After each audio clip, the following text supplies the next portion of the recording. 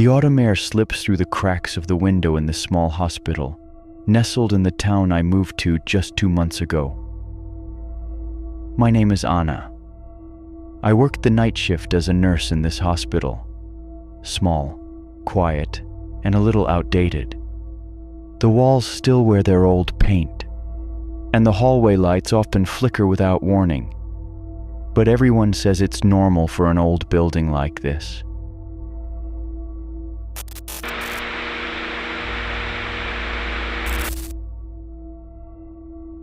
That night, a new patient arrived around 8.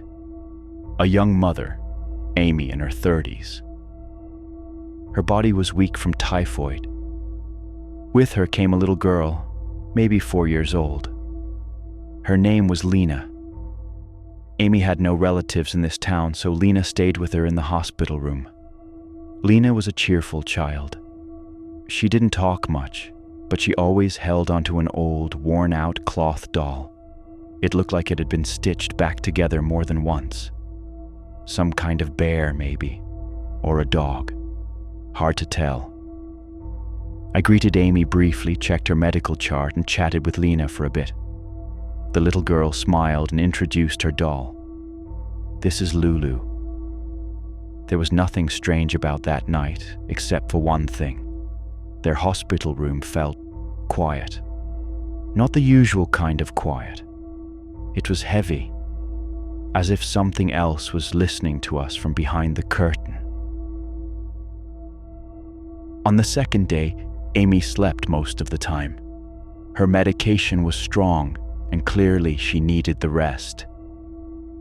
That night, as I checked her temperature, I noticed Lena sitting on the floor, playing by herself. She giggled softly, moving her doll back and forth. "You talking to Lulu?" I asked. Lena nodded. "She likes my doll," she said with a little laugh. "Who does?" "My friend. She's quiet, but she likes Lulu." I smiled. Just a child's imagination, I thought.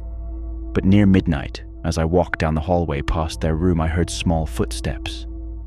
Not the sound of shoes, but the soft patter of bare feet against the floor.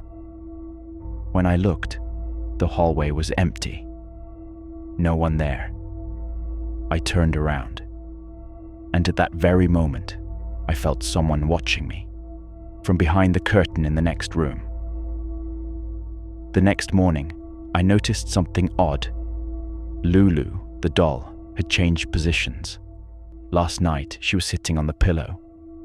Now she was on the chair by the window. But maybe Lena moved her. On the next night, around 2 in the morning, the nurse call bell from room 13 rang out. Sharp, urgent, and repetitive. That distinct emergency tone that cuts through the silence of a sleeping hospital. I stood from my chair without hesitation and ran straight to Amy's room. As I opened the door, I saw her sitting up in bed, gasping for air. Her hair was messy, her face pale and drenched in sweat.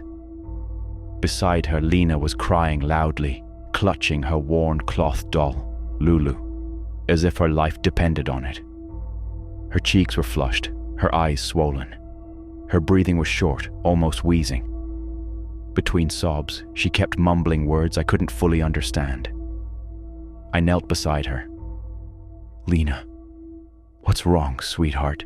I asked gently, placing a hand on her shoulder. She glanced at me, then stared at the dark window. She pulled my doll," she whimpered. Her hand was cold. She pulled it really hard. Amy tried to calm her daughter, though fear was written all over her own face. "Lena was sleeping like usual," she told me, her voice trembling. Then she suddenly screamed, said someone was pulling Lulu. I took a deep breath, trying to process it. In that small room, there was only Amy and Lena. No open doors, no other sounds besides the crying. But the air felt different that night. Colder than usual, frozen, like the stillness of early winter mornings. I sat by the edge of the bed, gently patting Lena's back. Her arms were still wrapped tightly around her doll. I began to hum a lullaby, the same one my mother used to sing to me when I was little. The melody was soft, and though my voice trembled a bit, I kept going. Slowly, Lena's sobs began to fade. She wasn't completely calm, but at least her breathing had steadied. Amy continued stroking her daughter's hair, her eyes drifting toward the door now and then, as if hoping someone would walk in and explain everything. And that's when it happened. I stood up, intending to grab a glass of water from the small table in the corner. I had barely taken a step when the drawer beside the bed, the one that had been shut tightly all this time, began to open. Slowly, silently, but deliberately. No one touched it. There was no movement, no vibration, no reason for it to shift. Amy saw it first. Her face froze. Lena turned around and clutched Lulu even tighter. I stopped in my tracks. The three of us stood still, our eyes fixed on the drawer, unable to believe what we were seeing. It opened all the way, and then stopped. Inside the drawer were only tissues, a thermometer, and a small notebook for patient observation. Nothing unusual, but the drawer, which had clearly been closed, had opened on its own. None of us said a word. We just looked at one another. A look filled with questions, but no one dared to speak them out loud. It was as if we knew. The moment one of us said it aloud, whatever was happening would become more real, more terrifying. I slowly pushed the drawer shut. Even the soft sound of it sliding back made my skin crawl. It felt like the room was watching us. That night I decided to stay longer than usual. I sat in the chair right outside their room, facing the door directly. My hands were clenched together. I pulled my jacket tight around me. The hallway remained quiet, but this quiet felt full. More than once I peeked into the room through the crack in the door. Lena was sleeping restlessly, still holding her doll. Amy sat upright in bed, her eyes wide open. She didn't ask for an explanation, and I had none to give. That night, I didn't sleep at all, and for the first time since I started working at that hospital, I began counting the days, hoping Amy would be discharged soon. After several nights of unease and strange little disturbances I couldn't explain, I finally told someone. May, the nurse who worked the evening shift. May wasn't the type to panic easily, but she wasn't entirely skeptical either. There was something about her, a sensitivity. From the beginning, I had a feeling that May could sense things others couldn't, even if she rarely spoke about it openly. We sat together at the nurse's station, located at the end of the hallway, not far from Amy's room. As I told her everything about the doll that seemed to be pulled, the drawer that opened on its own, the strange, inexplicable cold, May didn't interrupt. She just listened, occasionally biting the end of her pen, her gaze fixed quietly down the dim corridor. "I don't think you're the only one who saw something," she murmured, almost a whisper. I looked at her, puzzled. May met my eyes, expressionless. "I'm not going into Amy's room tonight," she said, "but I'll be right here until morning. If anything happens, we'll face it together." That night felt quieter than usual. No sound from the oxygen machine in the next room, no footsteps from the night staff. Only the slow ticking of the wall clock, reminding us how time moves differently in nights like this. Around 12:10, I walked into Amy's room, just as I had planned. pretending to check her temperature. Amy was fast asleep. Lena, too, was soundly sleeping, Lulu in her arms. The room light was dim, with only a soft glow from the hallway slipping through the cracked door. I stood in the corner of the room, quiet for a moment, trying to read the air.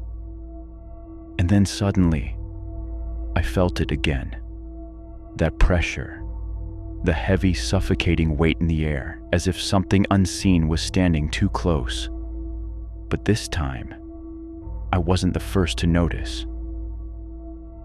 Outside the room, May was standing. She was looking through the narrow glass panel on the door. I hadn't realized she was there until I saw the movement. A soft knock against the glass, just once. I turned around, and when my eyes met hers, I knew she'd seen something. I rushed out of the room. May was already there, her face pale, hands trembling slightly, though she tried to hide it. We didn't speak right away. We just looked at each other for a few seconds. But in that gaze, too much was said. It wasn't until we were back at the nurse's station, our hands wrapped around cups of instant coffee gone cold, that May finally spoke. Softly, almost as if whispering to herself. I thought I was just tired, she said. But I saw everything, Anna. I didn't interrupt, I waited. In the room, when you were standing near Lena's bed, there was something else in there too. May's voice was low and heavy. I saw a child standing in the corner, about Lena's size, but the body wasn't clear. Like a shadow, but more solid. And it didn't move. It just stood there, its eyes fixed on Lena. I swallowed hard. My hands were suddenly cold. And then, May continued, on the right side of the bed, there was an old woman.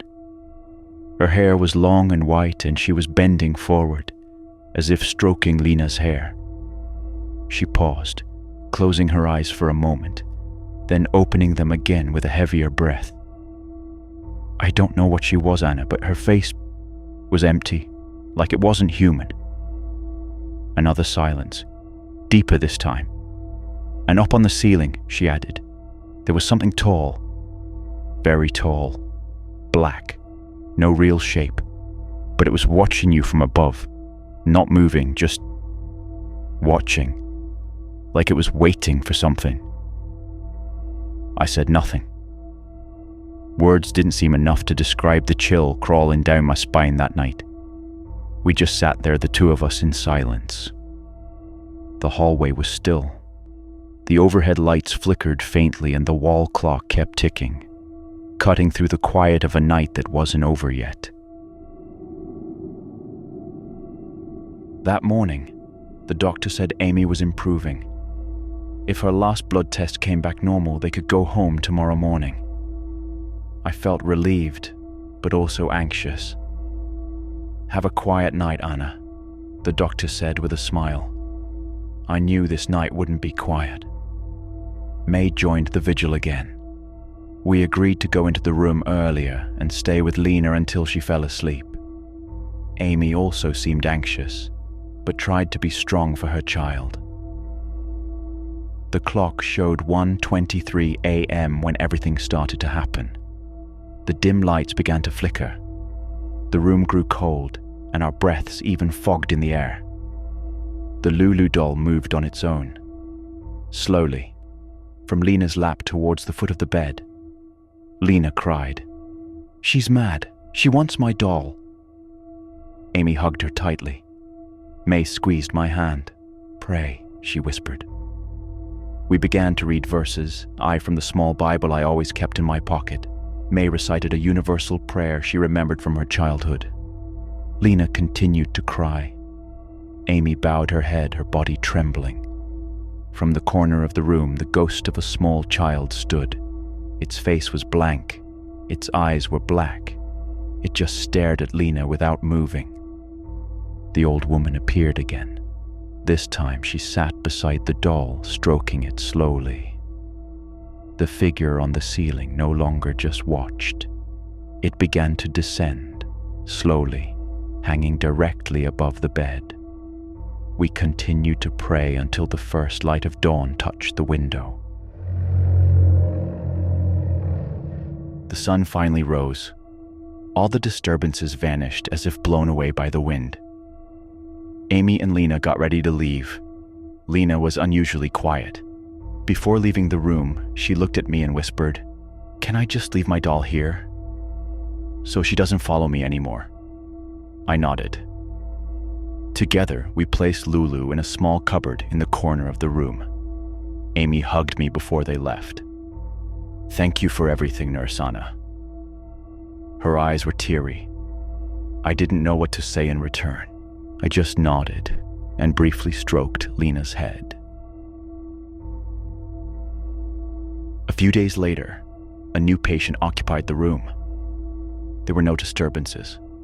Everything proceeded normally. May joked, sipping her coffee. "Maybe that doll's a good luck charm now, huh?" But sometimes, on the security camera feed, which not all staff could access, I'd see something. That little cupboard slowly open in the middle of the night, then close on its own. Never more, never less. I'd just offer a small smile each time I passed that room. Sometimes out of the corner of my eye, I'd see Lena sitting on the floor, giggling softly. But when I turned, there was only the empty room and the cupboard tightly shut.